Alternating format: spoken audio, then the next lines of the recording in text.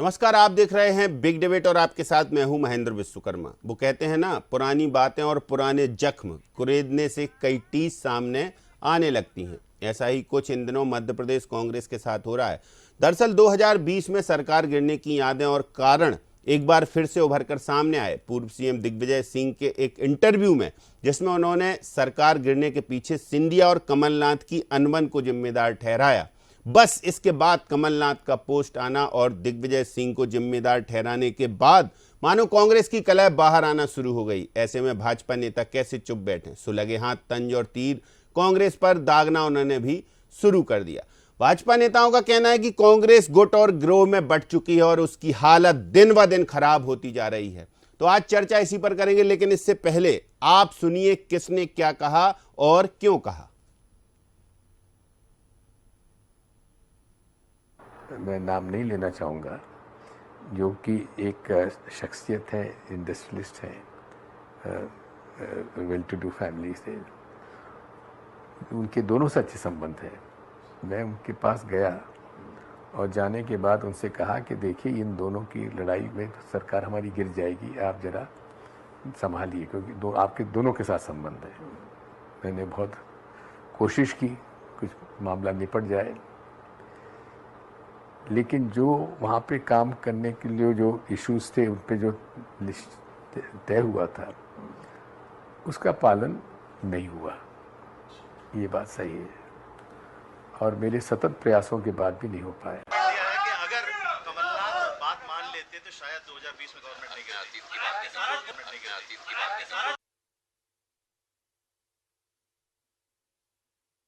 दोनों भाइयों की अपनी एक केमिस्ट्री है, अपना एक प्रेम है, एक अपना अपनत्व है, और दोनों की जो केमिस्ट्री है उसमें हम किसी को भी, प्रदेश के राजनीतिक लोगों को भी, पत्रकारों को भी शायद बहुत मुश्किल से समझ में आएगी उनकी केमिस्ट्री। तो मेरा इसमें आग्रह ये है, एज ए अध्यक्ष मेरी ड्यूटी है कि मुझे भविष्य देखना है। वो सरकार तो गई, अब वापस तो आएगी नहीं, आगे सरकार कैसे बने इस पे काम करें।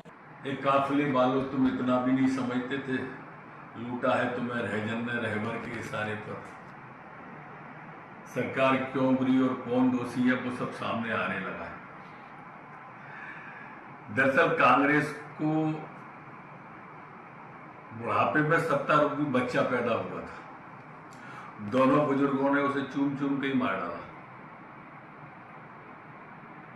हालात ये हो गई, अब एक दूसरे की शीशा लेकर कर रहे हैं, जबकि हम पहले से ही कहते थे कि पर्दे के पीछे से दिग्विजय सिंह सरकार चला रहे।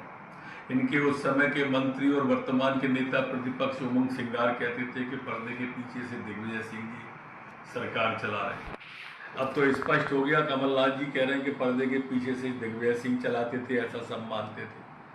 कमलनाथ जी, अब निवेदन है, दिग्विजय सिंह ने क्या क्या भ्रष्टाचार के फैसले कराए, लगे हाथ वो भी कर दो तो सब सामने आ जाएगा। इंतजार करें, फिल्म अभी बाकी है। यही तो उस सरकार का तमाशा था। जनता यही तो पूछना चाहती थी कि सरकार एक्चुअल मुख्यमंत्री चला रहा है कि पर्दे के पीछे कोई दूसरा मुख्यमंत्री चला रहा है। और आज के जो नेता प्रतिपक्ष हैं और कल के उस समय के जो मंत्री थे उमंग सिंगार, उन्होंने यही तो कहा था कि पूरी सरकार रिमोट कंट्रोल से चल रही है और सारी सरकार दिग्विजय सिंह चला रहे हैं। रेत माफिया, शराब माफिया, खनन माफिया, और वो हो सकता है उद्योगपति भी उसी में से एक निकल कर आए हो। लेकिन अब पछतात होत क्या जब चिड़िया चुग गई खेत। जब आपने सिंधिया जी का सार्वजनिक अपमान किया, जब सिंधिया जी ने कहा कि लोकतंत्र में हमने जनता से जो वादे किए हैं उन वादों को पूरा नहीं कर रही कमलनाथ जी की सरकार, तो कमलनाथ जी ने सिंधिया जी ने कहा कि मेरे को वादे पूरे करने के लिए सड़कों पर आना पड़ेगा। तो कमलनाथ जी ने कहा सड़कों पर आओ, खूब आओ। तो सिंधिया जी ने दिग्विजय सिंह और कमलनाथ जी की मंडली को पूरी सड़कों पर ला दिया। पर्दे के पीछे दिग्विजय सिंह खेल कर रहे थे। वो दर्द आज कमलनाथ जी का झलका है। दर्द और घायल करने वाला आदमी दोनों एक साथ है और जनता के स्वाभिमान की लड़ाई लड़ने वाला भारतीय जनता पार्टी के वरिष्ठ नेता है। तो देखिए, पुराने गड़े मुर्दे उखाड़ने के बाद सियासत किस तरीके से रंगत लेती है या रंग में आती है। चलिए चर्चा इसी पर करेंगे। कुछ खास पैनलिस्ट हैं हमारे साथ। भारतीय जनता पार्टी से हमारे साथ जुड़े हुए हैं मिलन भार्गव जी और कांग्रेस से रितेश त्रिपाठी जी। और हमेशा की तरह डॉक्टर राजेश जौहरी जी, वरिष्ठ पत्रकार, आप तीनों का बहुत स्वागत है। रितेश जी, दिग्विजय सिंह जी का वो इंटरव्यू तो अब हालांकि किसी से कुछ कहने की ज़रूरत नहीं है कि उन्होंने क्या कहा क्या नहीं कहा, लेकिन इन चीज़ों से क्या निकल कर सामने आता है, कह रही है भारतीय जनता पार्टी, और जो कंक्लूजन निकल कर सामने आ रहा है, इसमें साफ जाहिर हो रहा कि कहीं ना कहीं तो कुछ ठीक नहीं था, कुछ अनबन थी, कुछ क्लेश थे, और दिग्विजय सिंह ने साफ कर दिया उन चीज़ों को। तो लगता है कि उस समय जैसे आप लोग कहते हैं सब एकता में थे, भारतीय जनता पार्टी ने सरकार गिरा दी, उन्होंने विधायक खरीद लिए, तो इधर तो दिग्विजय सिंह जी कह रहे हैं कि भाई क्लेश था।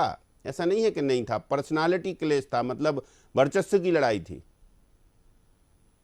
देखिए, किसी भी संवैधानिक संस्था के अंदर, एक परिवार के अंदर भी लोगों के अपने अपने मत होते हैं, और इसमें मैं उसमें कुछ गलत नहीं मानता कि किसी पार्टी के अंदर इंटरनल संविधान अगर जिंदा है, कॉन्स्टिट्यूशन जिंदा है, यदि अपनी बात रखने का अधिकार जिंदा है, उसमें कोई बुराई है। दुख इस बात का है कि जिन लोगों को हमने आज 20-22 साल पहले सत्ता सौंपी थी कि वो मध्य प्रदेश के व्यक्तियों का, नागरिकों का उत्थान करे, विकासोन्मुखी काम करे, जनहित की योजनाओं को बढ़ावा दे, उनका पूरा टाइम जाता है कि कांग्रेस के अंदर क्या बन रहा है, कब दाल बनी, कब सब्जी बनी, और जो पड़ोसी चाची होती है उसका धर्म निभा रही है भारतीय जनता पार्टी। मध्य प्रदेश को कर्ज, करप्शन और क्राइम की राजधानी बना डाला। आए दिन हर हफ्ते 1000 करोड़ का कर्ज लिया जाता है। एम्बुलेंस की हालत ये है कि लोग अपनी डेड बॉडीज को घसीटते हुए लेके जाते हैं। बच्चों को लोग दो पहिए में बांध के उनकी डेड बॉडी ले जाते हैं। सरकारी अस्पतालों में डॉक्टर नहीं है, महिलाएं डिलीवरी रास्ते में हो रही है, बेरोजगारी चरम पर है मध्य प्रदेश। इनका कोई मतलब नहीं। रही बात कांग्रेस के लोग वरिष्ठ नेताओं की, तो उनके अंदर एक ट्यूनिंग है, एक सामंजस्य है, और जितनी हम लोगों की उम्र है उससे ज्यादा उनकी राजनीतिक परिपक्वता है। तो मैं मानता हूं कि अभी इतना भारतीय पार्टी के अंदर कोई भी मैच्योर नेता नहीं है, क्योंकि भाजपा में कोई नेता नहीं होता है, पर्चियां होती हैं। तो उन्होंने कब मीडिया का माइंड डाइवर्सन के लिए ये कब क्या कहना है और कैसे कहना है, ये बात बखूब कमलनाथ जी जानते हैं, राष्ट्रीय राजनीति के केंद्र पे रहे हैं, और दिग्विजय सिंह का भी अपना एक अनुभव रहा है। तो वो कहीं ना कहीं बातों के तालमेल के साथ अपनी बात रखते रहे, और इसमें कोई बुराई भी नहीं है। भाजपा की यदि आप बात करें तो पर्ची वाले मुख्यमंत्री जी हैं, पर्ची वाला कैबिनेट है, हर बात के पहले दिल्ली में दरबार में अपनी हाजिरी लगानी पड़ती है। तो ये कौन सी बात करेंगे, इनसे आप कौन सी बात की उम्मीद करते हैं? पर दुर्भाग्य मुझे इस बात का लगता है कि जिन लोगों को मध्य प्रदेश की जनता के लिए चिंतित होना चाहिए था, जिनके माथे पर बल पड़ना चाहिए था कि मध्य प्रदेश के किसानों को पर डे 70 रुपए क्यों मिलता है, मध्य प्रदेश महिला बलात्कार के श्रेष्ठ पर क्यों है, और मध्य प्रदेश आदिवासी अत्याचार पर देश के जैसे कोई पुरानी बात निकलेगी तो अब आप ही लोग निकाल रहे हैं, तो चर्चा नहीं करे कोई, ये कहना चाहते हैं आप? नहीं, चर्चा होनी चाहिए, पर क्या भाजपा का दायित्व तो कांग्रेस इसमें कहा जाए तो पैर अड़ाना है? भाजपा का दायित्व तो मध्य प्रदेश की 8 करोड़ जनता के लिए विकासोन्मुखी काम करना है। ठीक है, ये सबसे बड़ी बात तो मैं, और वो जीतू पटवारी जी ने साफ साफ कहा है, गुजर गई जो बात उस पर बात करने का, और यही बात कमलनाथ जी भी कह रहे हैं। पर भारतीय जनता पार्टी का टोटल टाइम ठीक है, कमलनाथ जी जो कह रहे हैं वही लाइन जीतू पटवारी अपना रहे हैं। दिग्विजय सिंह जी क्यों फिर बोल रहे हैं कि भाई उस समय यदि बात मान लेते, सिंधिया जी की बात मान लेते, तो शायद ये चीजें ना होती, और बैठक भी हुई, उद्योगपति मध्यस्थता कर रहे थे, मतलब काफी कुछ चीजें ऐसी निकल कर सामने आई। तो क्या ये सब हालात आप मानते हैं कि कांग्रेस के अंदर भी कुछ था, मतलब कुछ इंटरनल कॉन्फ्लिक्ट था, और जिसका फायदा भाजपा ने उठाया, ये तो मान रहे हैं आप? अगर भाजपा इन कांग्रेस के कॉन्फ्लिक्ट का फायदा उठाती तो उस समय कर्नाटका में जाकर अरबों रुपए खर्च करके हेलीकॉप्टर से हमारे विधायकों को अगवा करके रातों रात लेके भागने की क्या आवश्यकता थी? एक म्यूचुअल अंडरस्टैंडिंग के साथ वोटिंग करवा लेते, अपने पक्ष मनवा लेते। पर कहा जाए तो एक पखवाड़े तक इन्होंने 15 से 20 दिन तक मध्य प्रदेश के विधायकों को अगवा करके रखा, लोकतंत्र का गला घोटा, और अब कांग्रेस भूली बिछड़ी बातों से आगे निकल चुकी है। आज पूरे प्रदेश में का काम चल रहा है, और जनता की लड़ाई के सड़क से लेकर सदन तक कांग्रेस लड़ रही है। दोस्तों, इस बात का कि इनको लड़ाई लड़नी चाहिए, काम करना चाहिए। वो काड़ी काकी की तरह कांग्रेस की चीजों पर घड़ियाली आंसू बहा रहे हैं। जनता से उन्होंने अपनी पूरी तरह से नाता तोड़ रखा है। चलिए मिलन जी, देखिए रितेश त्रिपाठी कह रहे हैं कि अब कांग्रेस उन पुरानी बातों को भूल चुकी है। जीतू पटवारी का भी यही लबोलुआब है कि बीती ताहे बिसार दे और आगे की सुध ले। लेकिन दिग्विजय सिंह जी हैं वो गड़े मुर्दे उखाड़ रहे हैं। कमलनाथ जी कह रहे हैं कि इन सब बातों का कोई मतलब नहीं। तो मतलब के लिए मतलब की बात करेंगे, या फिर ऐसी बात हो जाती है बीच बीच में, बुजुर्ग नेता हैं, और इससे साफ जाहिर होती है कि तब मंशा क्या थी और शंका क्यों दिग्विजय सिंह को थी, क्यों दिग्विजय सिंह कमलनाथ में थोड़ा सा खींचतान थी, और सिंधिया जो कह रहे थे कि हमारा काम नहीं हो रहा तो सड़क पर उतर जाएंगे, तो बाकी वो सब चीज़ें आपसे भी समझेंगे। देखिए महेंद्र जी, एक बात है कि आप हो या हम तो ये जानते हैं कि दिग्विजय सिंह जी है तो कांग्रेस है, कमलनाथ है तो कांग्रेस है। अब इन तमाम बड़े नेताओं को भूला बिसरा कहना और ये कह देना गड़े मुर्दे निकालना, तो मुझे लगता है कांग्रेस के जो नए नवेले नेता हैं वो अपने वरिष्ठ नेताओं को, कांग्रेस किस प्रकार से, जीतू पटवारी ने सबने देखा कि किस प्रकार से कैंसर जैसी गंभीर बीमारी से तुलना की गई वरिष्ठ नेताओं की, अपमान किया गया। अब वरिष्ठ नेता इनकी कारगुजारियों पर निशाना साध रहे हैं, एक दूसरे के काले कारनामे सामने ला रहे हैं, तो तकलीफ होना स्वाभाविक है। लेकिन जो ये बुजुर्ग नेता पहले कुर्ता पाड़ कर चुके हैं मंचों पर, अब इनकी लड़ाई सोशल मीडिया के माध्यम से सार्वजनिक हो गई है और ये काले चिट्ठे खुलना शुरुआत हो गई। हम तो पहले दिन से कह रहे हैं कि सरकार जो 15 महीने की बनी थी ये भ्रष्टाचार की भेंट चढ़ गई थी, और जो आज वर्तमान में उमंग सिंगार नेता प्रतिपक्ष मौसम में मंत्री थे, उन्होंने ही खुलेआम मीडिया में आकर, कोई एक जगह नहीं, सारे चैनल्स और मीडिया हाउसेस पे आकर कहा था कि मध्य प्रदेश में यदि कोई सबसे बड़ा माफिया सरकार चला रहा है तो वो दिग्विजय सिंह। उमंग सिंगार ने किसके इशारे पर दिग्विजय सिंह का आरोप लगाया कि अवैध शराब का व्यापार कर रहे हैं, अवैध खनन कर रहे हैं, अवैध ट्रांसफर पोस्टिंग का खेल खेला जा रहा है। यानी कि मंत्री रहते मुख्यमंत्री के इशारे पे उन्होंने इल्जाम लगाए होंगे। तत्कालीन कमलनाथ जी के इशारे पर उमंग सिंगार जी ने जो दिग्विजय सिंह के काले कारनामे सबके सामने लाए थे, अब दिग्विजय सिंह की जो खुलासा कर रहे हैं उसमें कहीं बंद बैठक जो उमंग सिंह ने कुछ दिनों पहले जी के साथ की और नई डील के तहत कमलनाथ जी पे ठीकरा फोड़ना शुरुआत की है, तो कहीं ना कहीं, और जीतू पटवारी जी के प्रेस कॉन्फ्रेंस तो शायद हमारे मित्रों ने सुना नहीं ठीक से, कांग्रेस के साथी जो प्रवक्ता हैं वो कह रहे हैं हमारे अध्यक्ष ने तो ये कहा, तो भैया आपके अध्यक्ष ने भी कहा कि दोनों बहुत मंजे हुए खिलाड़ी कलाकार हैं और कला आती है उनको क्या कहना है, और सोच समझ के ही कहते हैं, यानी सोच समझ के रणनीति के तहत ये चीजें हो रही हैं, एक दूसरे पे हमला हो रहा है, यानी एक दूसरे को खत्म करने का जो खेल शुरू हो गया है। इसमें सबसे ज्यादा जो मछली काट रहे हैं वो है जीतू पटवारी, क्योंकि पटवारी जी तो राजनेताओं का सीमांकन कर दिया, जिले तक सीमित कर दिया, जो प्रदेश के दावेदार थे, भविष्य के भावी प्रतिस्पर्धा में हो सकते थे, पीसीसी चीफ हो सकते थे, वैसे जयवर्धन जी को जिले में जिला अध्यक्ष बनाकर उनकी हैसियत बता दी। तो ये लड़ाई तो लगातार चलेगी, अभी तो ये शुरुआत है, आने वाले समय में नए नए और बड़े बड़े काले कारनामे खुलेंगे। चलिए, तो जौहरी साहब, इस पूरी पुरानी महाभारत की नई तस्वीर पर क्या कहेंगे? देखिए, ये जो दिग्विजय सिंह जी बहुत मजे हुए खिलाड़ी हैं, ये बात सही है। अगर वो कोई भी बात कहते हैं वो ऐसे, देखिए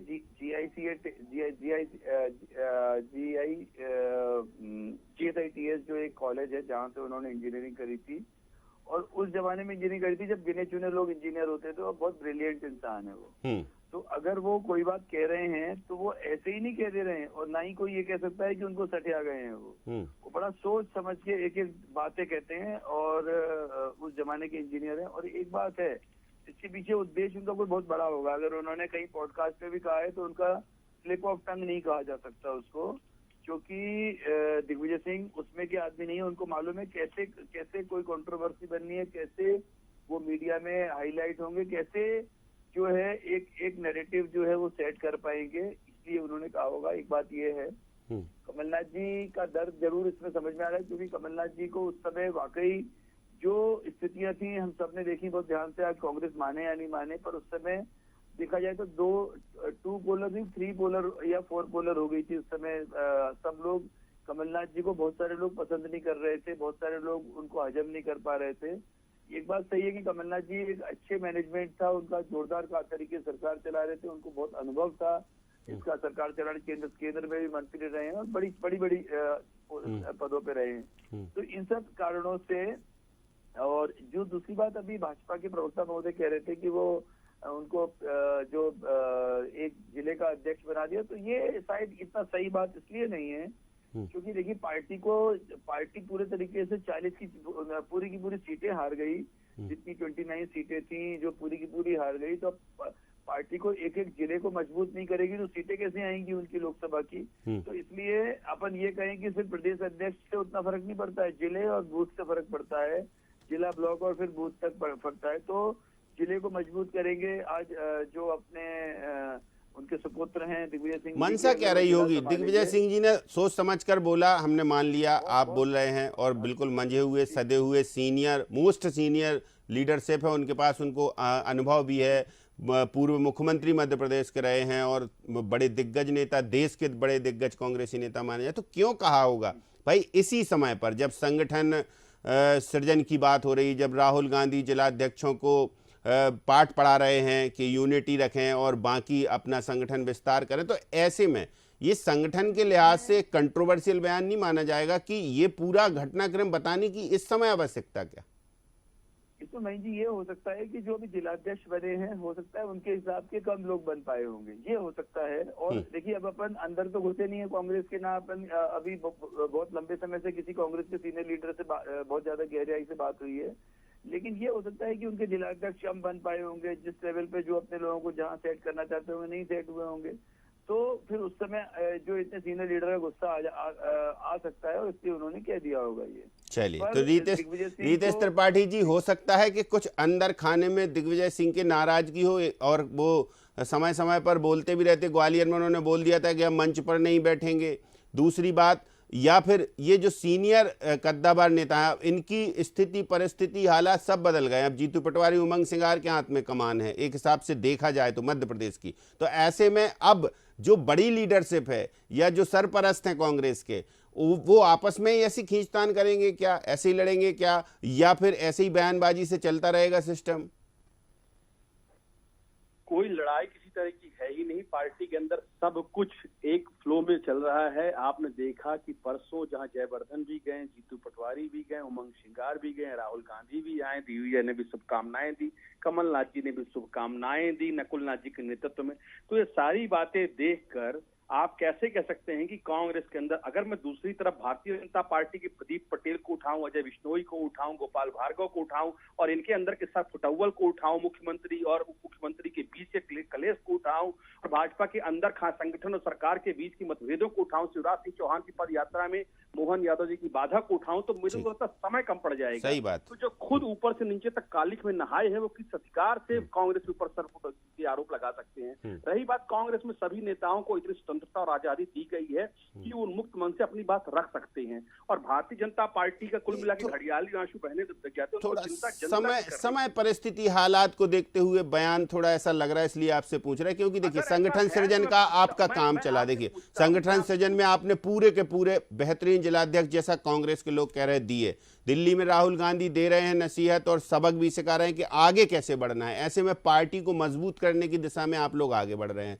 बिल्कुल ठीक बात है। लेकिन दिग्विजय सिंह का ऐसा कहना, ऐसे बयान इस समय, सिंधिया पता है आपको, दिग्विजय सिंह बखूबी जानते हैं, लेकिन 2-3 घटनाक्रम ऐसे हुए, जैसे एक मंच साझा किया उन्होंने तो वो एक शिष्टाचार से ले गए ज्योतिराज सिंधिया उनको मंच तक, फिर उनका 1-2 रोज बाद बयान आता है कि वो हमारे पुत्र जैसे हैं, और फिर सिंधिया को लेके ही ये बयान। तो ऐसे में कुछ ऐसे सिलसिलेवार कुछ तारतम्य जुड़ रहा है कि ये सब ऐसे इत्तेफाक करने सब कुछ हो सकता है। ज्योतिराज सिंधिया पुनः कांग्रेस में घर वापसी करना चाह रहे हो, इससे भी तो अपन मना नहीं कर सकते हैं। तो कहीं ना कहीं ज्योतिराज सिंधिया की जो मनोदशा है, तो दिग्विजय सिंह का सॉफ्ट कॉर्नर उनकी तरफ हो गया कि चलिए ठीक है महाराज। अब देखिए दिग्विजय सिंह तो उनके पास नहीं गए, महाराज जी के पास दौड़ते, वो खुद मंच से उतर के आए, हाथों हाथ लिया। कल तक जिनको पानी पी पी कर कोसते थे उनके पास हाथ जोड़कर आए, बोले मंच पर चलिए। तो ये सारी कहीं ना कहीं दूसरा वो भी तो बोल रहा है कि हमारे बेटे जैसे हैं सिंधिया। हाँ, तो तब तो बोलना ही पड़ेगा ना। जब आप जबरदस्ती कर रहे हो तो एक अनुशासन होता है, एक मर्यादा होती है। जब आप बार बार किसी के पीछे पड़ोगे, हाथ